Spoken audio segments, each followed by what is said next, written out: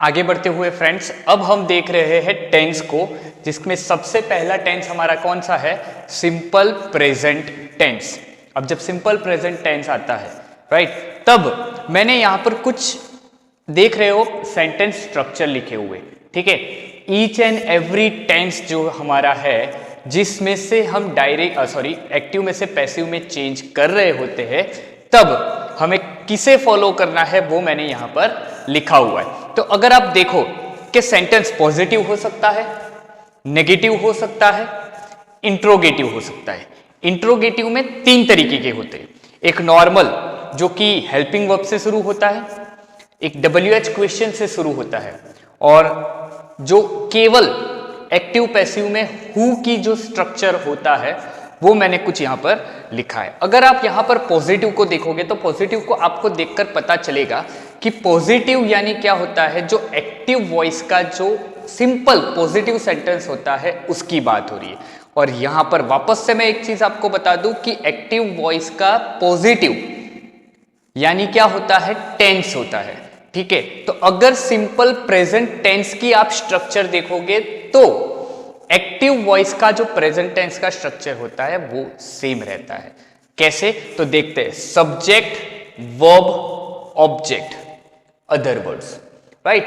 तो यहां पर क्या है कि सब्जेक्ट सबसे पहले है, उसके बाद मेन वर्ब आता है V1।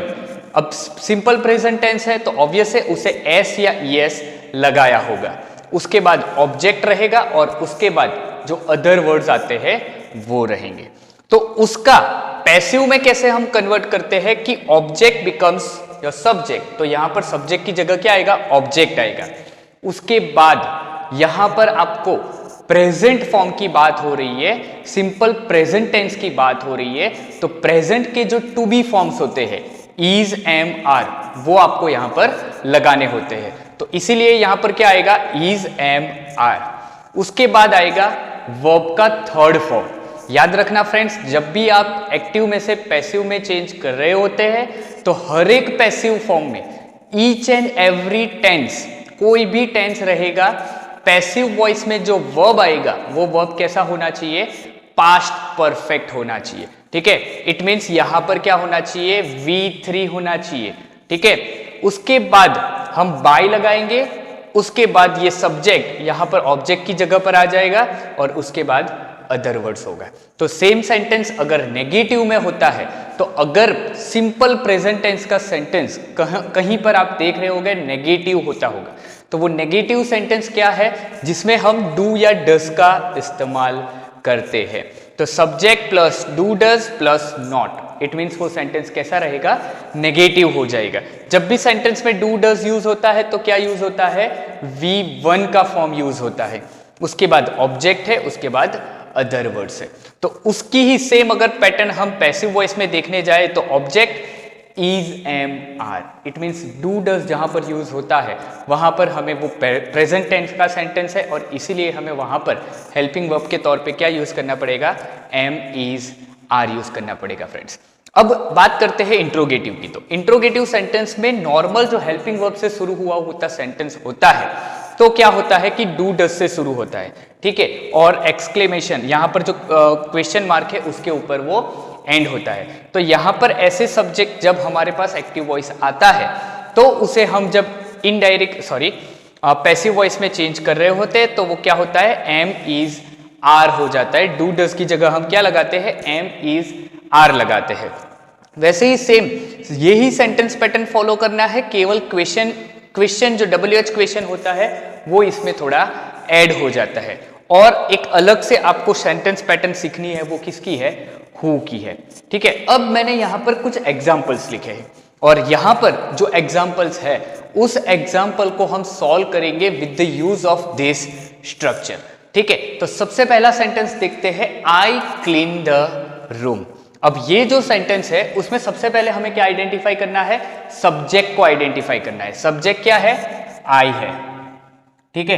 क्लीन क्या हो गया? वर्ब हो गया। और द रूम क्या हुआ? ऑब्जेक्ट हुआ।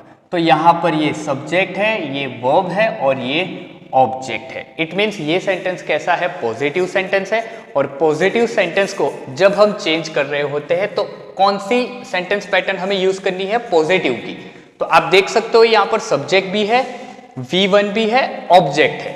अदर वर्ड्स हर एक सेंटेंस में आए ऐसा जरूरी नहीं है फ्रेंड्स। तो अब यहाँ पर इस सेंटेंस को हम चेंज कर रहे होते हैं तो हमें यहां से देखना है ऑब्जेक्ट। सबसे पहले क्या आया है, ऑब्जेक्ट आया है, तो इट मीन्स द रूम यहां पर कैसे आएगा, पहले आएगा द रूम, राइट। अब उसके बाद क्या है, एम इज आर लगाना है। अब एम इज आर हमने सीखा था रूल में कि वर्ब की पोजीशन किस तरीके से आइडेंटिफाई होती है। वर्ब की पोजीशन उसका जो सब्जेक्ट होता है उसी की पोजीशन से आइडेंटिफाई होता है। तो यहां पर द रूम वो सिंगुलर है या प्लूरल है वो आपको देखना है। अब यहां पर द रूम अगर देखें तो वो सिंगुलर है, तो रूम के साथ क्या आएगा, इज आएगा, द रूम इज। उसके बाद क्या है, V3 फॉर्म है, तो V3 क्लीन का V3 क्या होगा, क्लीन होगा, द रूम इज क्लीन्ड। उसके बाद क्या है, बाय है।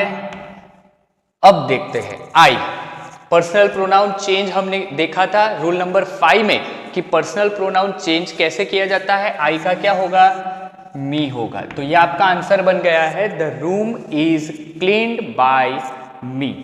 वैसे ही एक नेगेटिव सेंटेंस देखते हैं, she does not read the newspaper.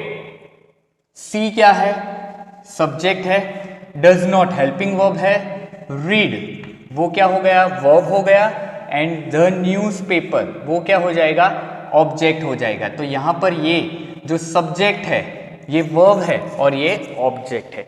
इसका मतलब यह हुआ फ्रेंड्स कि जब भी आप सेंटेंस देखते हो तो एक्टिव में से पैसिव में चेंज करने के लिए आपके पास 3 चीजें होनी चाहिए। वो कौन सी है, सब्जेक्ट होना चाहिए, वर्ब होना चाहिए और ऑब्जेक्ट होना चाहिए फ्रेंड्स। तो अब ऑब्जेक्ट को हम आगे लेंगे तो क्या होगा, the newspaper. Newspaper singular plural, newspaper singular होता है, तो द न्यूज़पेपर इज। अब यहां पर डज नॉट था तो डू और डज की जगह क्या लगता है, एम इज आर लगता है। तो हमने यहां पर देखा है कि एम इज आर लगाना है, तो मैंने लगा दिया है ऑब्जेक्ट, मैंने लगा दिया है am is are, helping verb भी लगा दिया है। अब क्या लगाएंगे, नॉट लगाएंगे, द न्यूज़पेपर इज नॉट। अब यहां पर V3 यूज करना है, V3 यूज करेंगे तो ये रीड का V3 क्या होता है, सेम रहता है, लेकिन उसका प्रोनाउंसिएशन कैसा होता है, थोड़ा चेंज होता है। The newspaper is not read by. अब सी का क्या हो जाएगा, हर हो जाएगा। तो ये हो गया आपका passive voice, the newspaper is not read bye हर। आगे देखते हैं interrogative sentence, do you like English language. यहां पर आप देख सकते हो क्वेश्चन मार्क है, हेल्पिंग वर्ब से शुरू हुआ है, ठीक है। तो ऐसा सेंटेंस आपके पास आता है तो उसके लिए भी आपके पास यहाँ पर मैंने सेंटेंस पैटर्न दे के रखी है, तो आप उसे देखो लो कैसे है। एम इज आर से शुरू करना है। अब यहाँ पर ऐसा सेंटेंस जब आपके पास आता है जो डू डज से शुरू हुआ होता है तो उसमें क्या करना है कि हमें नहीं पता है कि आगे एम लगाना है, इज लगाना है या आर लगाना है। तो हमें सबसे पहले क्या चाहिए, सब्जेक्ट चाहिए। तो हमें सबसे पहले क्या लेना है, सब्जेक्ट आगे लेना है। तो यहाँ पर क्या है, आप देख सकते हो यू क्या है, सब्जेक्ट है, लाइक क्या है, वर्ब है, और इंग्लिश लैंग्वेज पूरा क्या है, ऑब्जेक्ट है, ठीक है। इंग्लिश अलग और लैंग्वेज अलग ऐसा होगा नहीं फ्रेंड्स, ठीक है। तो यहाँ पर इंग्लिश लैंग्वेज पूरी बात हुई है, तो मैं सबसे पहले क्या करूँगा, यहाँ पर इंग्लिश लैंग्वेज ले लूँगा। तो मैंने यहाँ पर क्या लिया, इंग्लिश लैंग्वेज। अब फ्रेंड्स मैं अगर सेंटेंस की शुरुआत इंग्लिश लैंग्वेज से करूंगा तो मेरा सेंटेंस कैसा हो जाएगा, पीछे मुझे फुल स्टॉप लगाना पड़ेगा, ठीक है।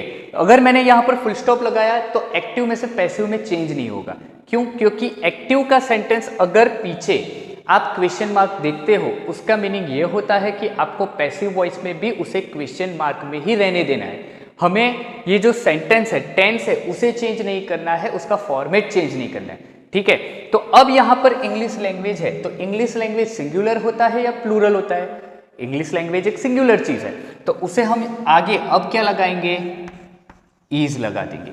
अगर आपको नहीं पता चल रहा है कि क्या लगाना है इज, एम, आर, तो सबसे पहले हमें क्या ले लेना है, यहाँ पर जो ऑब्जेक्ट के तौर पे जो यहाँ पर सब्जेक्ट आता है उसे हम यहाँ पर ले लेंगे। तो हो गया है इज इंग्लिश लैंग्वेज। तो आप यहाँ पर देखोगे इज इंग्लिश लैंग्वेज, अब क्या आएगा, वर्ब आएगा।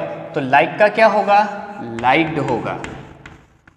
ठीक है, तो is English language liked by, you का क्या होगा, यू रहेगा। तो वो क्या हो गया है, पैसिव में चेंज हो चुका है। आगे है when does she complete her work. अब सेम ये और ये कोई चेंज नहीं है, केवल आप देख लेना कि जो भी WH क्वेश्चन यहां पर यूज हुआ होता है, लेकिन कौन सा, हु के अलावा।